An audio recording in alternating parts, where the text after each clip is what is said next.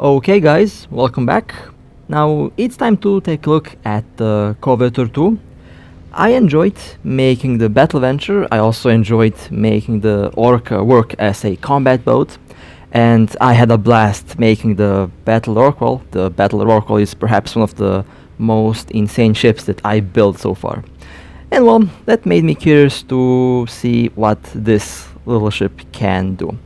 So, first I have to say that COVETOR has a fantastic hull design. There is a lot of moving parts on this ship and I find that awesome. A very highly detailed ship and I love it. It even shoots flames, so yeah, quite a menacing looking ship, especially with these huge turrets on top of it. Now the COVETOR doesn't really get any extra DPS on the drones or on the turrets. It can fit strip miners, it has some warp stability, it has bonuses on strip mining amount, it has some bonuses on drone hit points, but no drone DPS. So the drones are nice, but the primary DPS will be coming out of the high slots, out of the turrets or missiles that I'll be using on this ship. It basically behaves like a big venture. Now, 2 drones, 3 high slots, 2 medium slots, 4 low slots, 3 combat and 3 engineering rigs means that the COVETOR has 1 more low slot than the venture. Everything else is about the same. It has a pretty good cargo hold capacity, 17,000 defense. The defense on this ship is definitely a lot higher than the defense on the venture. After all, that is to be expected. This ship is a bit larger than the venture, and surprisingly the COVETOR isn't as slow as I expected it to be, although it's not fast either, but you know, it's not a horrifyingly slow ship. And I'll show you something hilarious later on with this ship's speed, but the rest of the stats are okay. The capacitor isn't the best, but I believe the capacitor on most of these ships, except the Rorqual and the Orca, is okay, but you know, it's not the best.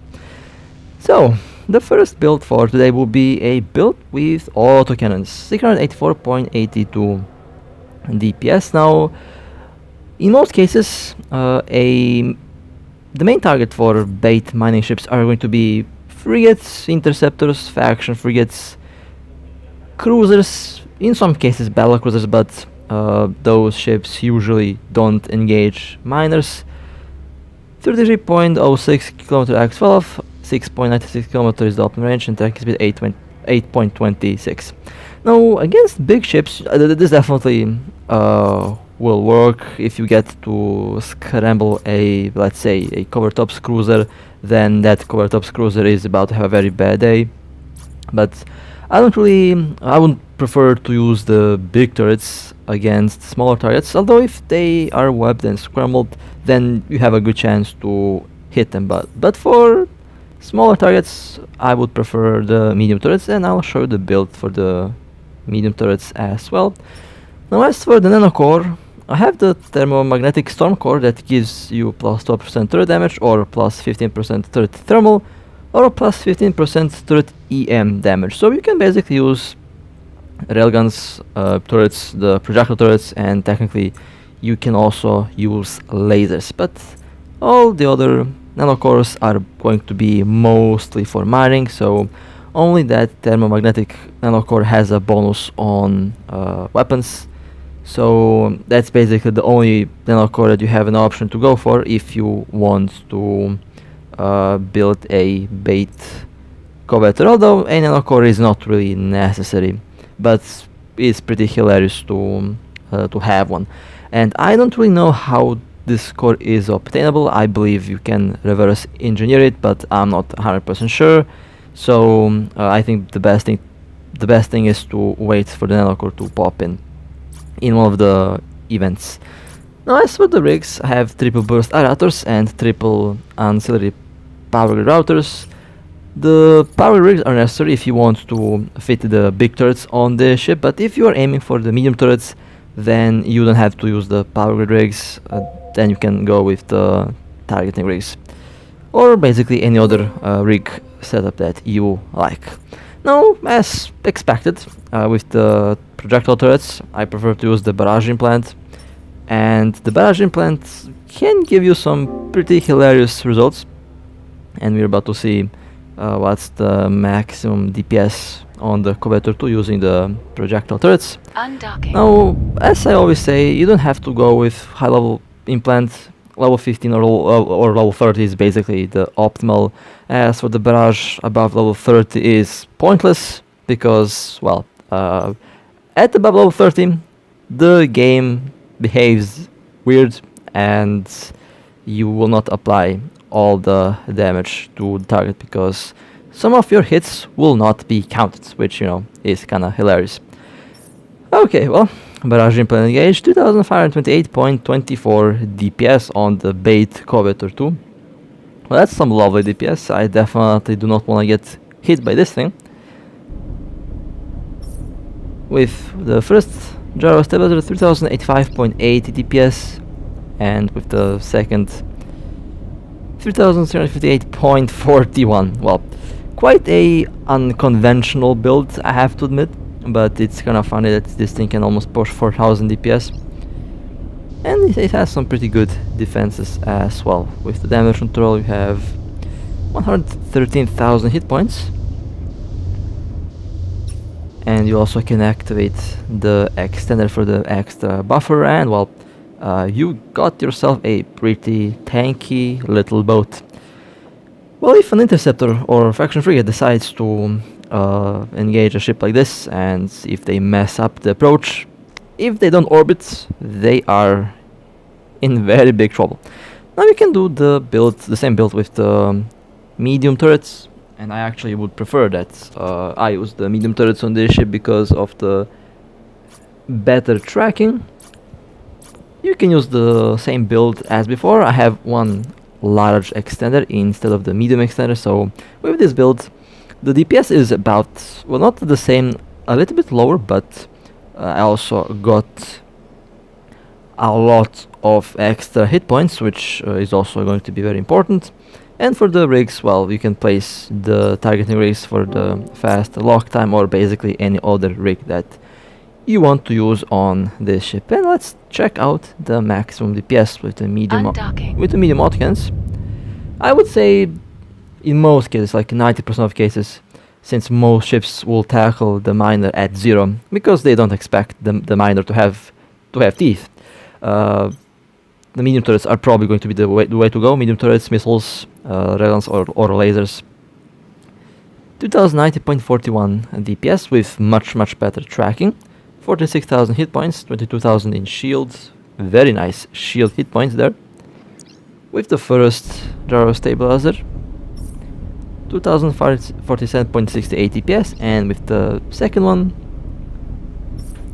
3017.29 DPS. You know, it's not big of a difference in DPS, but the gains in tracking speed are going to be massive. So this is why I actually prefer the medium turrets on a bait ship. But it's hilarious.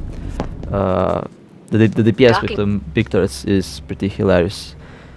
Now, I told you that I'll be doing something pretty stupid with the ship's speed, and well, a medium micro warp drive. Now, I have a lot of power grid, and this ship isn't that slow, but with the medium micro warp drive, it's not fast. It's, you know, it's not slow, but not fast. It's somewhere in the middle, and if you are baiting and if your ship is already going to be scrambled anyways, a micro warp drift is probably going to be a bad idea to have. But just to show you the speed that you can get with a micro warp drift on this 126.88 meters per second, which is not bad. It's okay. Not the fastest, but not the slowest. It's fairly fast, so that's okay. And now, well, a large micro warp drift can be fitted for some reason, and well, I also decided to slap a micro warp drive output boost unit just to see how fast this thing can go. Now, I have no idea why would anyone fit a large micro warp on a COVETOR. A tackle COVETOR, I have no idea. But I just want to show you something hilarious and something silly that you can do with this ship. Now again, I have no idea for what this ship can be used with a large micro warp drive. I have absolutely no clue for what good this is going to be. Probably not many things, but yeah. Let's see how fast this thing can go. 3,383.13 meters per second. Jesus Christ, this is fast. Now, everyone going to be a gangster until the COVETOR 2 starts running at them at 4 kilometers per second. Well, this is some silly speed.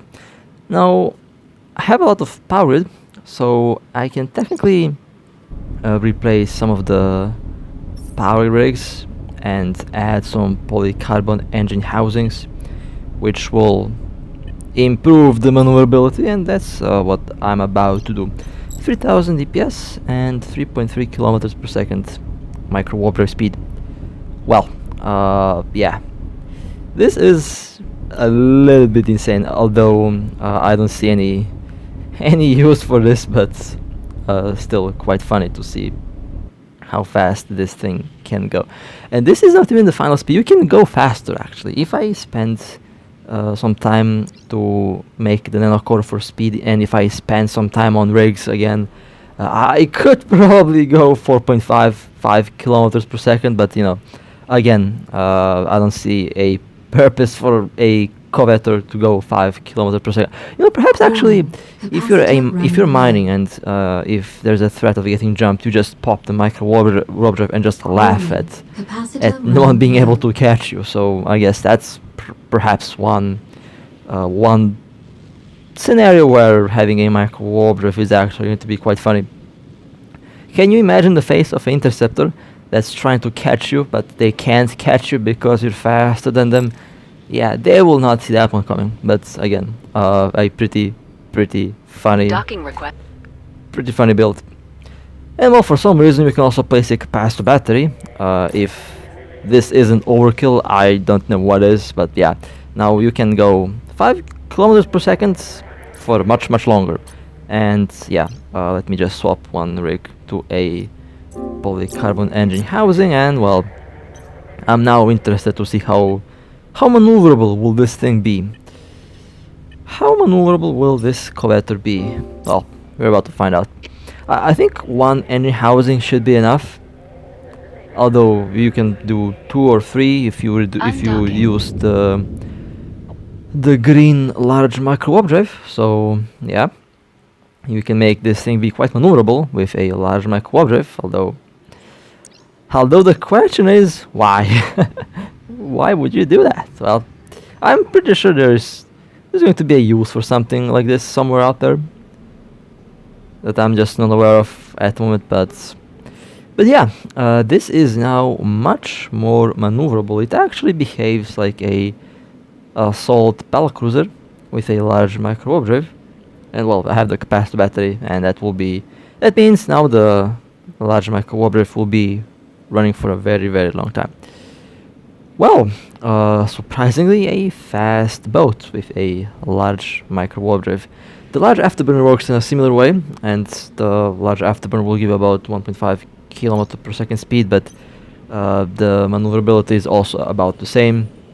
So yeah, micro warp drive or afterburner, both large ones, can be quite silly on this thing.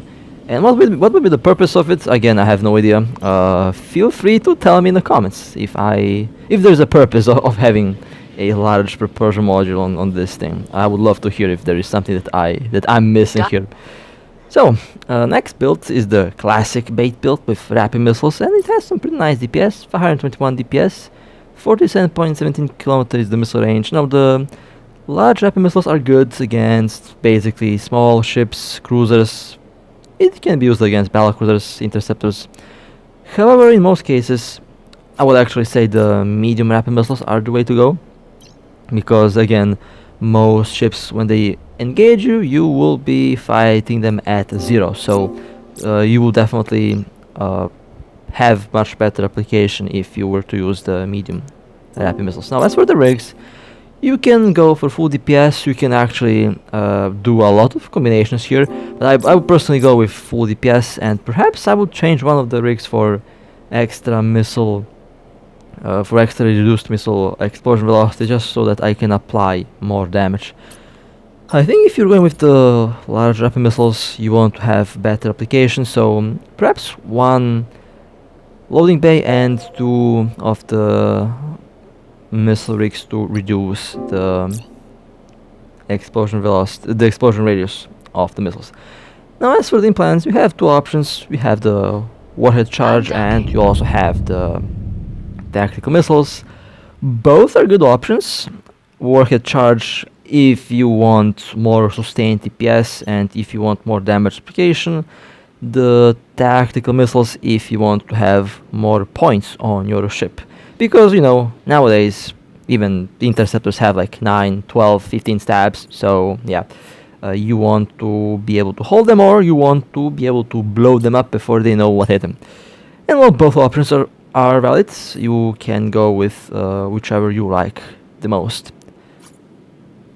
47 and 48.2 meter is the explosion radius on the missiles. I have the large extender, and well, I still have some very good stats on the tank. And surprisingly, the power grid is holding really well with a build like this. 854.38 DPS with the explosive missiles in the damage mode. 1028.49 with one ballistic control, and with the second one 1207.31 DPS, which is still really solid and looks pretty good. I'm quite happy with the DPS output on the COVETOR 2. Now let me go and let me switch to the tactical missiles accepted, because they're also pretty good, and they're one of the newer implants that have been added to the game. Will be good for most ships that use missiles. Okay, implant swapped. Everything is in place, and let's undock and let me show you the DPS output. Undocking.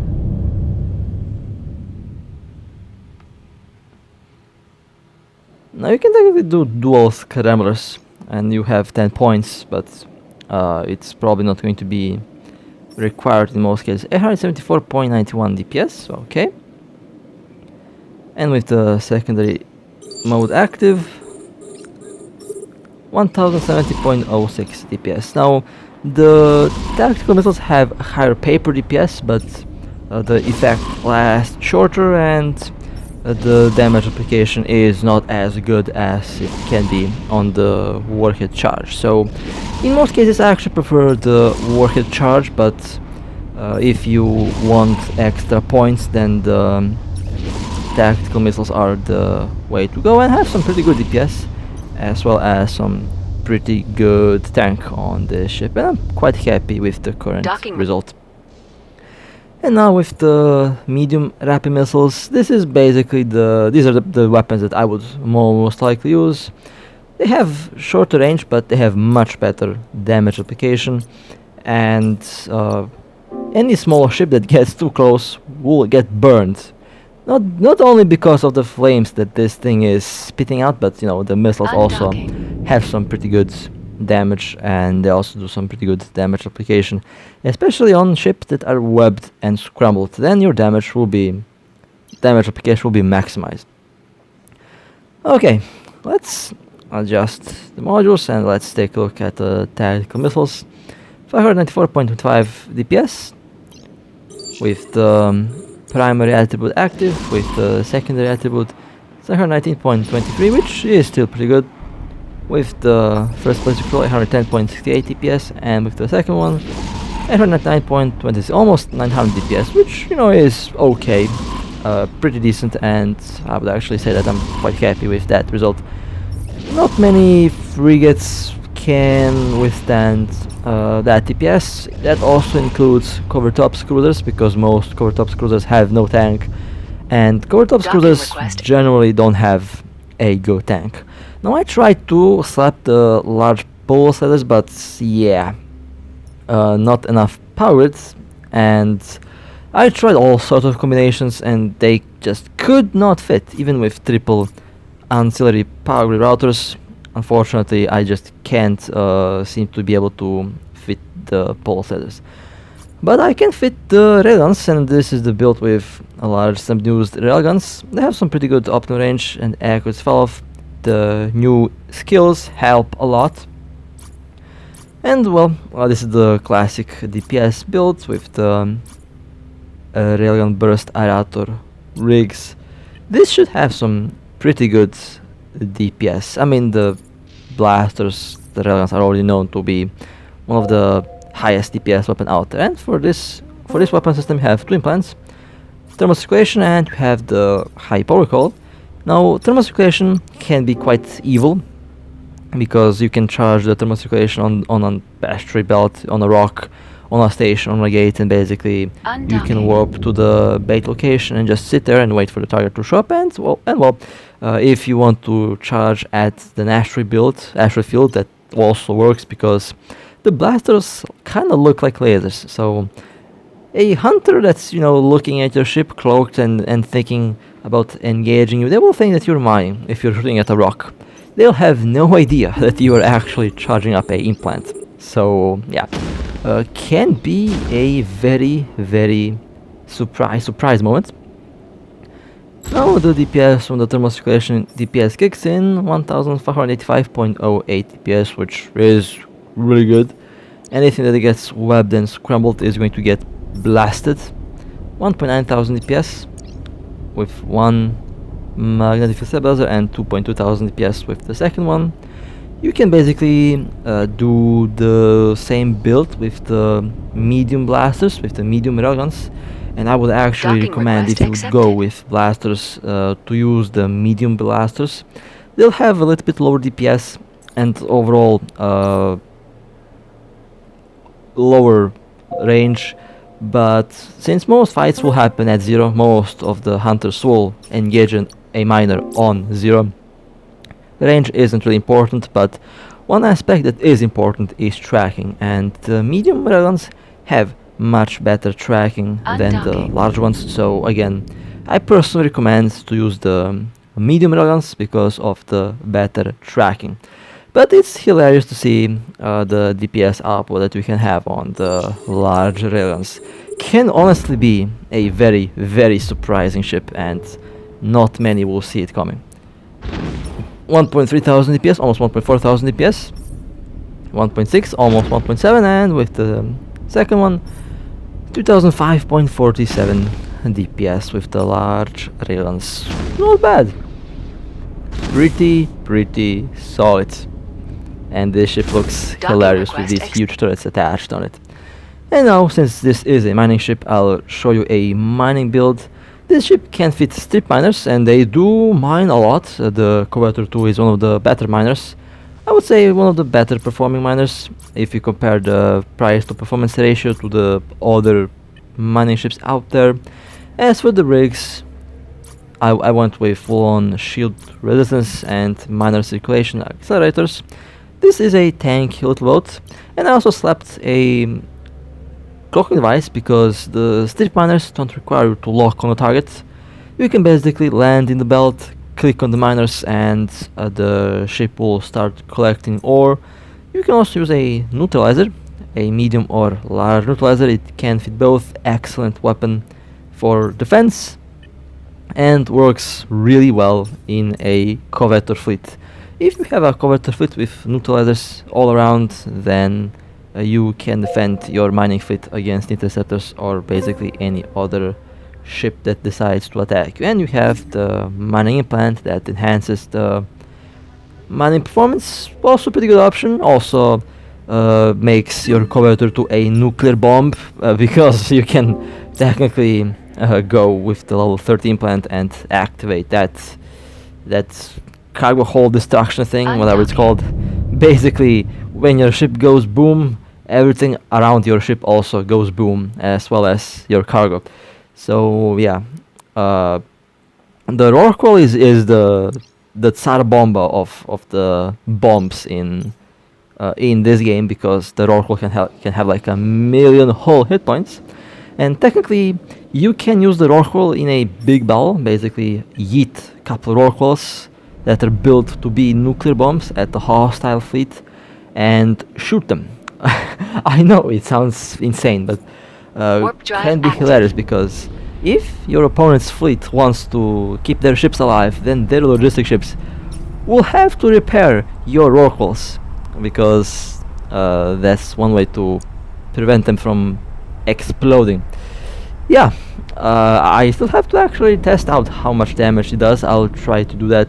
I'll try to do something silly next time, because I have some interesting ways on how to test out these silly things, and I'll definitely try to test out a nuclear bomb Rorqual to see how much damage does one nuclear bomb Rorqual actually do when it explodes. But again, it's a hilarious concept. It's a very funny concept, and it has the potential to be quite funny.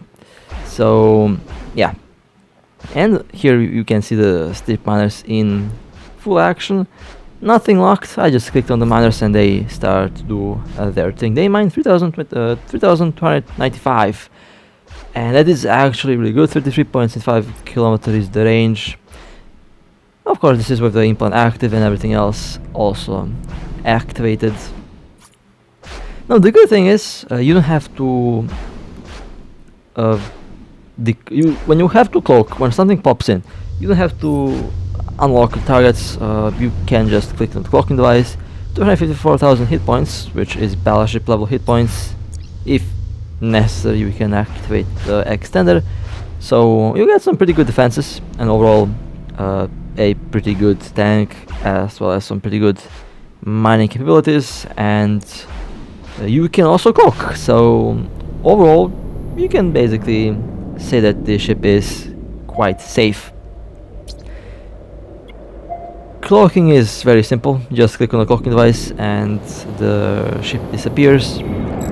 And when the danger has passed, you just decloak and just click on the miners again, and well, it's back on mining again.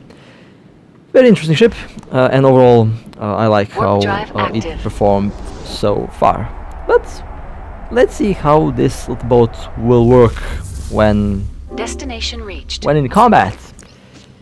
You know, I never saw myself flying industrial ships. As you all know, I'm no miner, but I definitely like to mine salt. I like to farm salt, as you guys all know. But I never really was into the mining aspect of EVE. It's not something that's for me, but I can see why a lot of players like mining. It's quite relaxing. It can be, I mean, I think the relaxing aspect is definitely there, and just the aspect of mining being relaxing is something that might actually make me consider mine on my alt, or perhaps I might even create a mining alt. I don't know.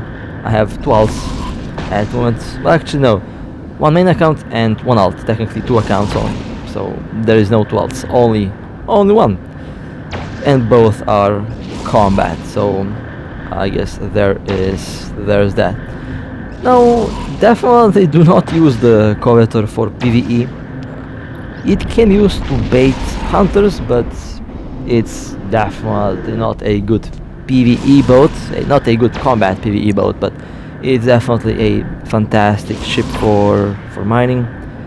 And I think we can replicate the same build on the COVETOR 1. I'll definitely try out the COVETOR 1 as well. Now this ship has, I think, a bit more power grid, so the extra power grid and extra hit points definitely do help, and that's one of the reasons why it can work really well. Now I don't really know how much one Covetor costs. I remember back in the day, they used to be, the kill of a Covetor 2 used to be about 2.5, 2.3 billion. I mean, it used to be quite a pricey boat, I have to admit. But I think since the Orca has been released and since some of the other ships have been released, I believe the price for the Covetor 2 has been reduced. Now, I have no idea by how much it was reduced, but the price of the Covetor 2 did drop. And if you don't have ISK for a Covetor 2, then you can also do the Covetor 1. For a second I forgot how to speak, my apologies. So I think both ships can do the same thing, although I would say there is a greater chance to be jumped if you are in a Covetor 2 because it's a more expensive ship. And since if you are using these ships to bait in low sec, I would build them to be cheap. This is why I don't use any integration rigs on these things, because I know that eventually they might explode, they might get killed, you might get jumped by several players, by a fleet. So if that happens, you want to minimize the loss as much as possible. So very cheap modules. Doesn't have to be like Mark 7 or Mark 9. The green modules are okay. Basically just to have the necessary DPS and performance is enough. And again, since not many of these frigates can tank a lot of damage, they will be dying before your ship dies.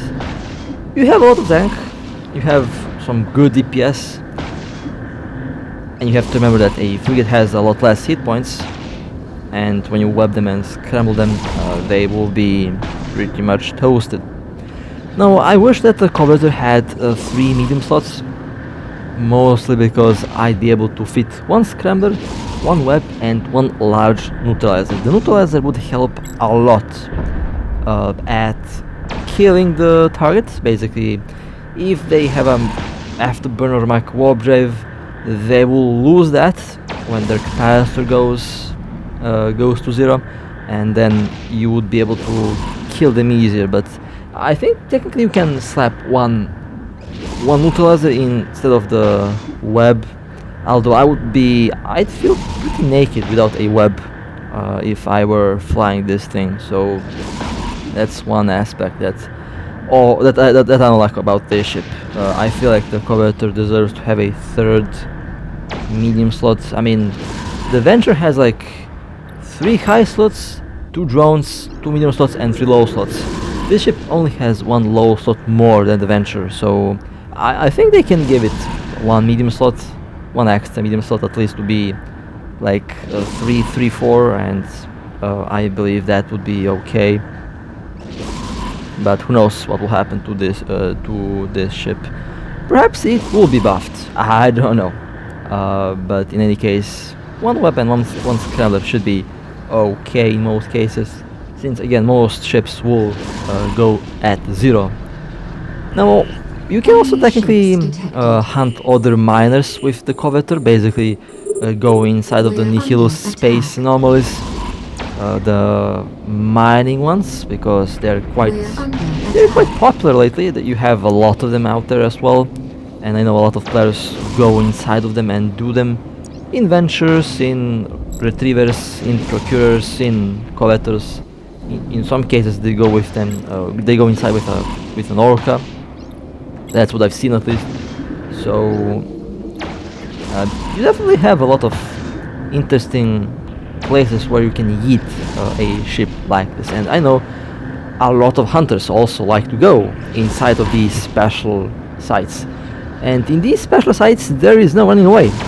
You can't warp anywhere because it's basically a closed pocket. It's quite interesting.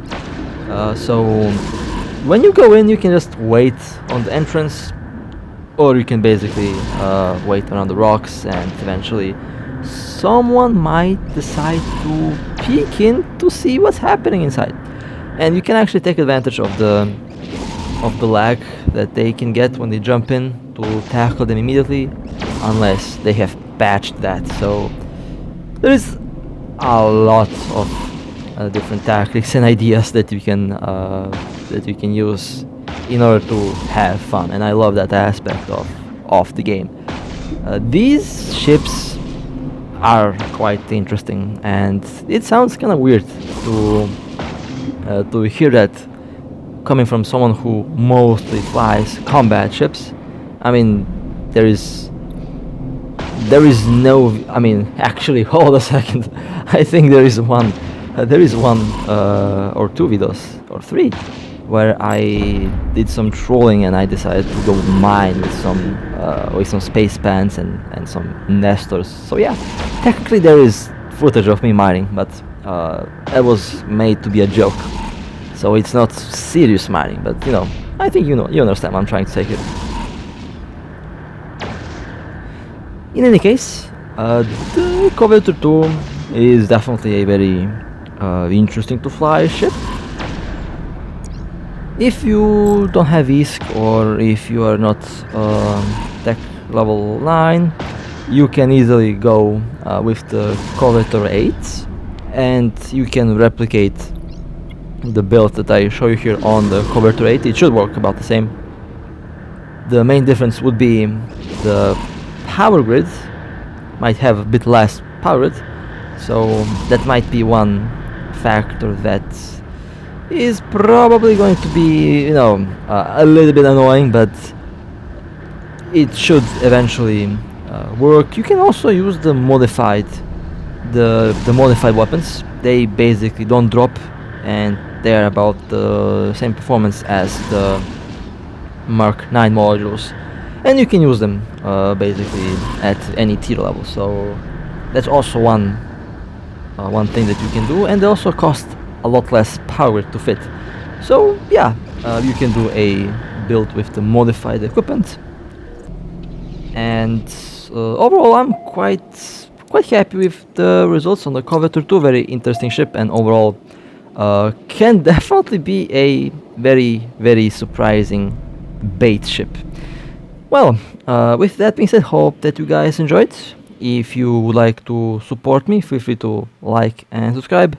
And with that being said, stay safe, fly safe, and as always, I'll see you next time.